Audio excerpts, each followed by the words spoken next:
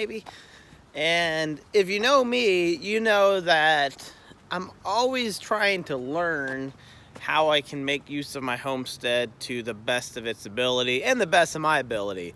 I'm always trying to find how I can use resources that I haven't thought about. So as a homesteader, I feel there's a couple different levels to homesteading. First, you find your homestead. That's the big deal, finding that homestead. Second, you want to establish that homestead for yourself and for your family. And then not everyone does this, but then you start to find ways to make money on your homestead. For us, Amy is a horse trainer, and she makes money through training horses and training people sometimes. Not really on the farm as much, but a little bit. So she drives out to clients and things like that. But we have had some lessons on the farm. So that's one way that she makes some money for us on the farm. I got into beekeeping last year, and I made about $600, maybe a little bit more. We also, the girls do some sewing and some quilting for fun, and made a little bit of money. So I feel as a family, we're kind of going to the next level of homesteading, for us at least, and that's making a little bit of money. I'm still exploring ways to do that, and my number one rule is it has to be fun for me. If I don't enjoy it, I'm not going to do it. I have a full-time job as a teacher. I love that job. I'm off in the summer, which is great, and I have, weekends off and winter break. So I'm always trying to explore ways to use my property the best way I can. I've been doing research on first maple syrup tapping, tree tapping for making maple syrup. More a northern homestead skill, mainly because that's where more maple trees are and the temperature has to be right. We do have maple trees in North Carolina in the mountains where I'm at about 3,000 feet. But last year I did a survey last fall, and I tagged some maple trees, and I only found maybe 4 of them. Nice sized maple trees, but only 4 of them way up on the hill. But then I started researching about walnuts. Apparently you can make syrup out of walnuts by tapping a walnut tree, and it's supposed to be pretty tasty. I've never had walnut syrup. I'm going to find a place and order some. It's supposed to have a nuttier flavor. There's some benefits and disadvantages, I believe, if walnut versus maple syrup. First, you can tap a walnut tree a lot sooner age-wise, about 15 years, because they grow quicker. Maple syrup is about 20 to 25 years to tap a maple tree. And a disadvantage, I guess, is walnut syrup. You get less tapping liquid. I'm not even sure what's tapping liquid, sap. You get less sap from a walnut tree when you tap it than a maple tree. I think about 1/3 less. And there's also the controversy of walnut syrup being allergic to people with nut allergies, but those people know not to have walnut syrup, so I'm not worried about that. But this is what I'm doing. I did order some tree tapping supplies to tap 5 trees. It's late in the season to tap a tree here. I haven't even gotten it in the mail. I don't know if I'm even going to tap my walnuts this year. I kind of missed the boat on that, but that's fine. But this is what we're going to do. We're going to survey the property and look for walnut trees. That's step number 1. So this is what we're going to do. We're going to survey the property, not the whole property. We have 13 acres of woods, but we're going to survey the property and see what kind of walnut trees we have. Right behind me, I have 2 walnuts right at the start of our property. So walnut 1 and 2. Looks like the second one might actually be big enough to put a tap on. They have to be about 14 inches in diameter. So there's 2 walnut trees right there. Let's see. There's a walnut. walnut, walnut, another walnut, all on the edge of the creek here. So we definitely have a lot of walnuts on our creek bank. There's a nice sized one actually. There's a decent walnut tree that I could probably tap. Right on our drive is another probably 20 walnuts, but these are all kind of on the smaller side. I don't know if they would be worth tapping or if you could even tap them because might kill the tree because they're so small.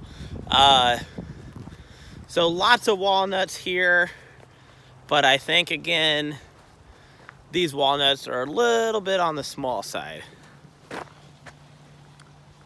Walnut, walnut, walnut, walnut, walnut. It's kind of crazy I didn't know about walnut syrup, but most people don't know about walnut syrup. I mean, I didn't. I did harvest some walnuts last year, and I didn't make any money at it, but we had a nut exchange in the area where the place takes your walnuts and they process them for you.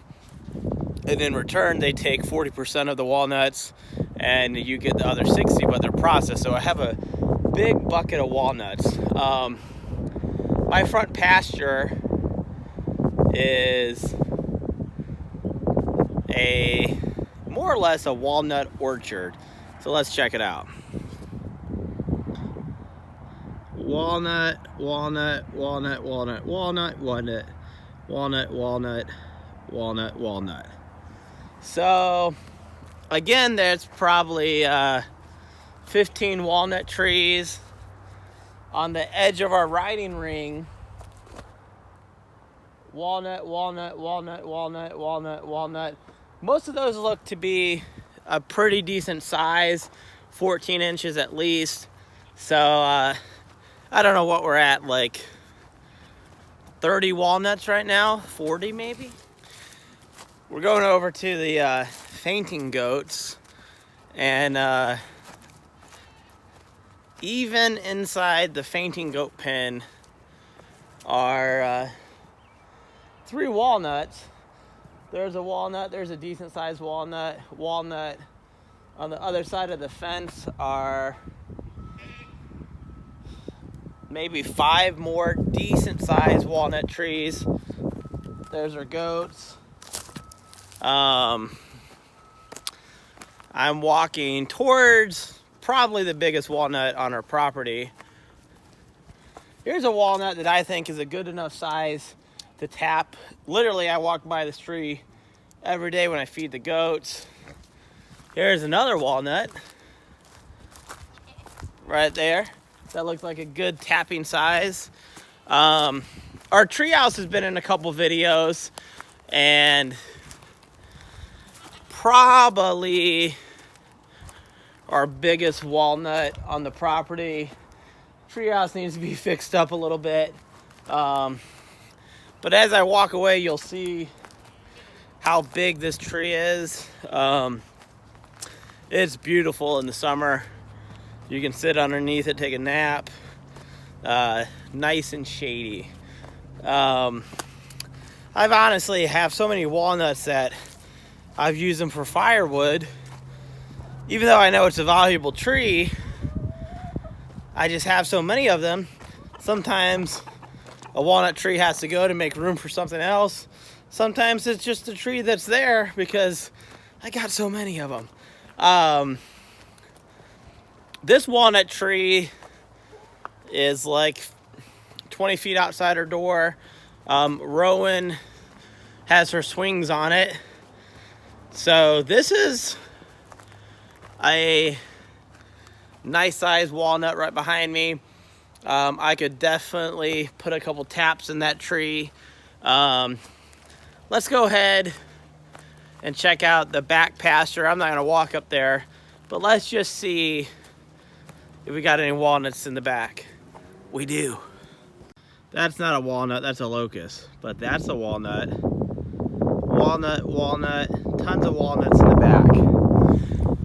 So the answer, do we have enough walnut trees to maybe have a future walnut